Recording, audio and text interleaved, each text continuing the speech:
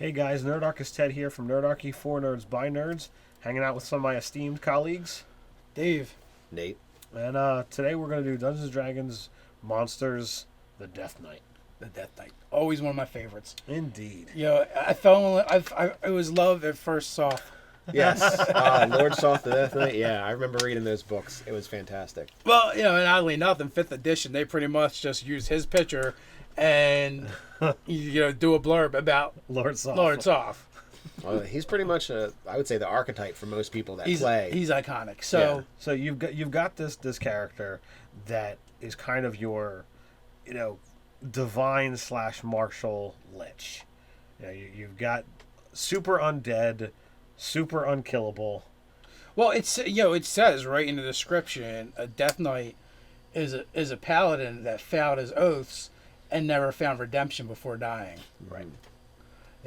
So when Death Knights are either going to be looking for that redemption still, or they're really like, no, I don't care.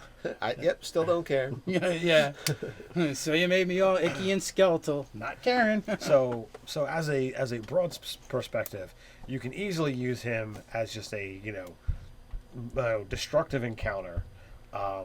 If you've got an average party of 5 characters at 12th level, he can begin to start mowing through their ranks. But if you've got 4 players, you can start using him as a moderate encounter at 14th to 15th level as just a guy. So you're saying at 10th to 12th, he could be like the unkillable villain kind of encounter. Absolutely. But from the other side of the perspective, you could totally use him as not really your villain, but a mobile threat that you're constantly toying with, his oath, and sometimes he's snapping and attacking your party. Other times you're trying to just role play with him to try and convince him to atone.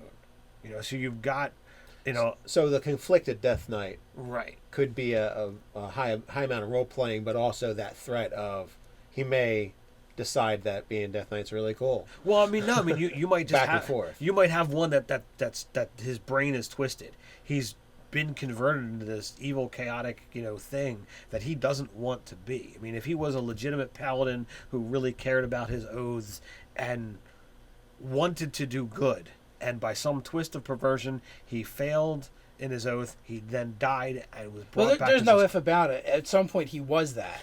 Well, you don't get tricked in a sense of you could get led down that path, but it's the path you choose. If you started as a paladin, that you upheld those things. There was something that drew you to be a paladin in the first place, and it's not enough to want to be a paladin. Some god somewhere has to go, you're my champion. All right. Well, so then a portion of him never wanted to go down the path that he went down. So he wants to. As bizarre as he wants to feel sorry, he wants to atone, and another portion of him doesn't. So you've got that conflicted mind, and the PCs are, the players are dealing with that. So at some point in time, he might attack him. At other points in times, they're trying to help him. Well, yeah, the Death Knight can be a really complex character, and with many layers to it. For one, he may still uphold some of those vows that he may not completely forsake them all. There may still be ones that are really important to him. Well, he could still be honorable. He could still believe in honorable combat, or maybe he has a set of rules that he follows and will not break them. What if you use this guy as as a villain, but he won't kill? He'll drop players left and right, but he won't let them die. As a divine, defeating them, he'll defeat them. Well, that would be something where they're set against his purpose, perhaps, or whatever he's got going on as a villain. He's probably got some kind of plan, maybe to not be a Death Knight anymore, but at the same time, there was reasons he became a Death Knight. So it's kind of like his own pride and arrogance, or his own prejudices against whatever reason he broke one of the oaths. Well, here's the thing. I don't think forsaking your vows as a paladin is enough to come back as a Death Knight. You have to be a bad dude or do that, as the case may be. So, like, with the no killing, I could see him going, you know what, you are beneath me. I will not end your life. It is too great of an honor. And, you know, come back when you're better, kid, kind of thing. That's true. You know, so, but, you know, I can't see him being, like, pacifist opposed to killing, on the other hand. Yeah, I could see it from a direction from that perspective. No, I was thinking more along the lines of he's got no problems with violence, but he stops it at, you know, more like dueling. Death. Right. So, I don't know, it just... Well, to me, I kind of, like, go, well, then he probably wasn't really bad enough to be raised back as a Death Knight. Like, you got to be really doing some bad things, like, I mean, or does he torture people from an inch from death and then go, I'm done with them?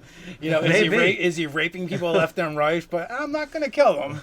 Like, it's incongruent to me. Maybe he's leaving that swath of terror and violence, you know, in his wake, but it's this close. You know, he's torturing people into madness, but won't release them into death. You know. So, I mean, it's technically possible to be that dark and evil. Well, I feel at that point you're accidentally killing people along the way. Oh, yeah. Oh, yeah. Definitely, yeah. Not if you're a master of it. Perhaps. But he no longer can heal people because it says strictly, they can't use healing magic. That's important. Being that they're undead. Well, I don't think, not for this edition, I don't think. You know, there isn't the same... It's not positive, negative energy anymore. Yeah. Oh, really? Yeah, the rate, you know, just being undead, radiant damage doesn't necessarily mean that much, you know, per se. But no, they're spellcasters. They actually have a decent spell list to bring to bear. They get 3 attacks around. It's vicious. They're resistant to magic. Death Knights are the real deal. I mean, you don't have to just take them out of the book too. You can reskin. You know, you can reskin them a little bit and add racial characteristics. Right. We've even done it. You know, we talked about in one of our Game Master Tips videos about Winterlord. About the Winterlord, who's a ancient dragonborn who's actually become a Death Knight. You know, and really it's just taking the dragonborn and just adding those couple abilities from it. Right in here. And just dropping it onto the Death Knight and saying, oh yeah, by the way, you know, he looks draconic. Right. You know, his skeleton is different than the other guys. One of these things just doesn't belong here. Yeah, you just thought he was wearing a dragon helm. He isn't. You know, I've also read, I forget which Forgotten Realms book it was, but they introduced a character that was basically a Death Knight or undead paladin. You know, and he was lawful good, but whatever, he couldn't rest because he had something to do. Yeah, so you could go that route too. You could do an undead paladin that isn't evil. Mm-hmm. as a plot device, right? You know, one of the interesting things about the Death Knight, like you briefly talked about it in this edition, is they don't die.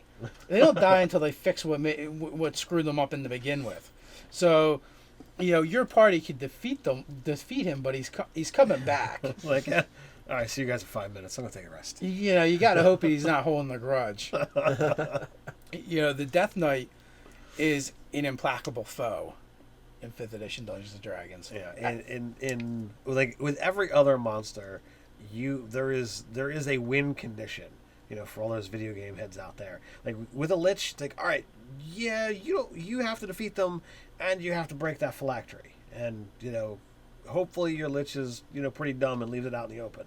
You know, not like this guy's Lich. He's creating a demi-plane inside a demi-plane and hiding it there in the midst of a million duplicates. Most likely, most Liches would do that. Yeah, but let's say you actually find it after all that adventuring to find the phylactery to kill the Lich. You can break it somehow. But with this thing here, regardless of how much you break, how much you destroy, how much you whatever, he don't care. He's still coming back. You have to convince him what he did was wrong, essentially. Can you say you're sorry?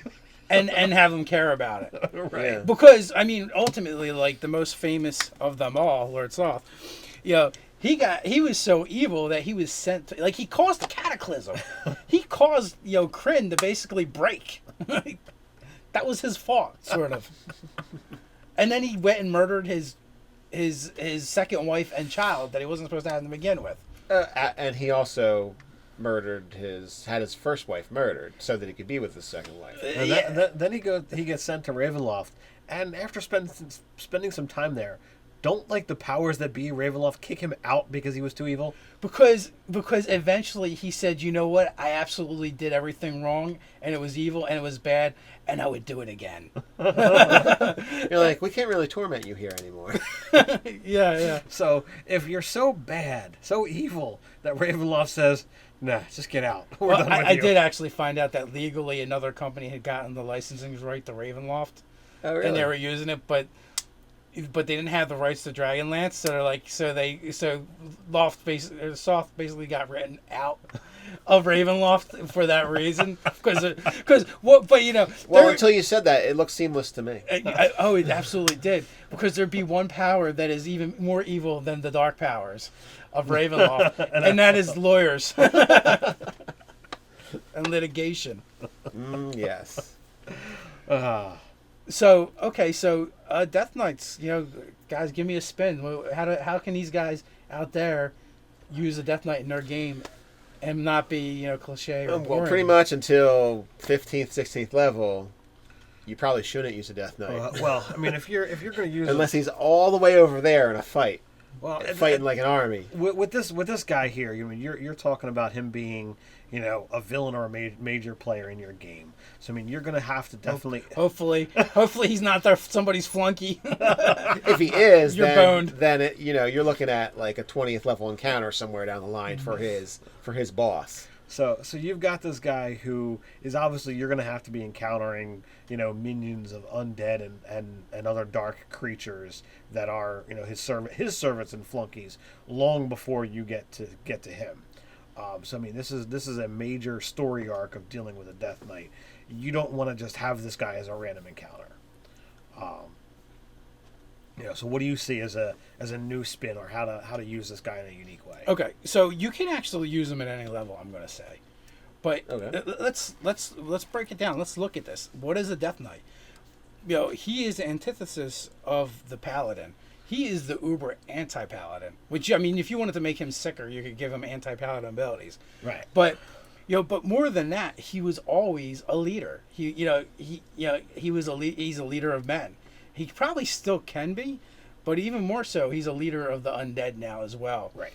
What if the horde of undead is about to plague your kingdom, and this guy is at the head of it? Now, just suppose the king's advisor or the king himself somehow knows there is no way to make this guy go away, aside from saying, "Oh, I was wrong." So maybe your players can encounter him as an envoy and have to go to parlay with him. Perhaps they have to do something for him in order for him to skip over the kingdom. Like, you can't, like, there's no beating him. Like that's already been taken off the table, right? So now you're beholden him to go basically be his errand boy, and perhaps like it could be this reoccurring thing where you have to do things for him, as he almost becomes like your patron. God, that's sick. Yeah, so you could be the kind of like, go ahead and convince these other people to surrender, basically, like, or I'll destroy everything. You become like the Silver Surfer for Galactus. Like, the end is near, the end is coming. Or it could just be that he's got his own, his own motivations, his own plot, and really the kingdom just happened to be in his way, but maybe he didn't actually care about the kingdom. But there's a tomb there with something in it that he needs, because maybe because chances are they are still looking for release. It's just if they're looking enough to go, all right, I was wrong, you guys were right, but you're talking about strong personalities, so strong that they're willing to forsake their sacred oaths. So there's a good chance that they are not willing to admit they were wrong, even if it costs them their immortal soul and being undead forever. So like they might be like, you know what, screw you guys, I got another way around this, and he'd be like, well, there's this tomb in in this kingdom, that's what I really want, and I'm willing to lay waste to the whole kingdom to get it. Why don't you guys go get that for me, and I can move on. Wow, that's pretty sick and twisted there, Dave. Yeah, and I'm not saying he isn't coming back later as an actual villain to fight with the PCs. Of course, It's just an introduction. Well, because That was the handshake. Okay? yeah, this was his step 1 through 5 of his master plan kind of thing. Of his 5-year plan. Of his 5-year plan. Of my 5-century plan. Yeah, the 5-century plan. When you're undead and you live forever, you got to think long term. If you really want to mess with your players, like introduce it through like multiple story arcs. So if you're running more than one campaign, do it to here, so that if you have any players that are in both games, or you have people watching, they keep seeing this recurring villain, and make note in the second and third instance that he's got the item that this other group gave him. Yeah. So that it's like, okay, well, maybe he's, it's odd items, but they're being shaped into like his armor. Mm-hmm. So you get this goblet, or you get this sword, or you get this platter, and they're being worked into his armor. So you see that there's some kind of overt change going on, and what the heck is that gonna be? What about this too? Like, so suppose what if the reason why you were selected to be part of the envoy was because you ran afoul of the king somehow? He's like, well, you guys can go either talk to this guy, or we're gonna have to execute you. And you're like, and like, are you getting me killed anyway? Are you kidding me? Like, and like, there's this dramatic scene where the party is leaving the safety of the walls of the city, and there's just this vast array of undead army before them. The sky is full of gloom. The ravens are circling. You hear the baying of wolves in the distance, and here you have your six dudes with the white flag marching out there. Please don't kill me. Going, oh man, we're so boned. We are so boned.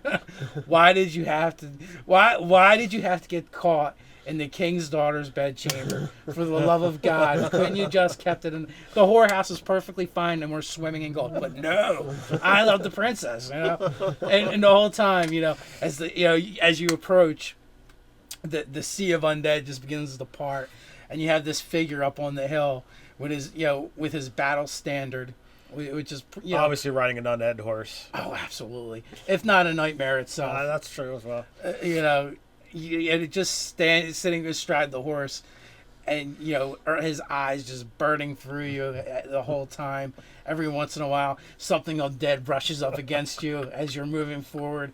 You hear the chattering of teeth, the moans and the groans, and the stench of death is all about you. And then he's like, "Please sit." Yeah, and and maybe can I bring skeletons. You something to eat. No. Maybe he's like, maybe he does have you sit, and he raises his hand, and like skeletal chairs like rise from the ground. Oh, that'd be pretty hot. Now you need to do this so I can see it happen on video. Preferably not tonight's session. There's just some ideas that I was that could happen. That could still happen tonight. Well, I mean, after that, I don't really think I could top that imagery. But there definitely a lot of... You can try turn undead. Martial undead. Unless the Death Knight is incapacitated, it and undead creatures of its choice within 60 feet of it have advantage on saving throws features that turn undead. That's only advantage. Yeah, it's only advantage. Is that a charisma or a wisdom save? For him, he's got a +9 or a +10. That's my third level cleric. Whee! That's the Death Knight out of the book, not if he's special. Yeah, that's the non-special shiny one. Which you're not fond of just right out of the book. So if you're gonna have a super villain, why have a lame one? Yeah, I'm right there with you. The random roll stuff you can do for villainous options makes the villain more than just whatever you could get out of the book or whatever you can make out of a character, because they always have something interesting and special about them. So if you want to try and top Dave's awesome imagery here, you can put that in the comments below. While you're doing that, go ahead and click like, share, and subscribe. You guys can find us over at nerdarchy.com. You can also join the conversation over at Reddit. So until next time, stay nerdy.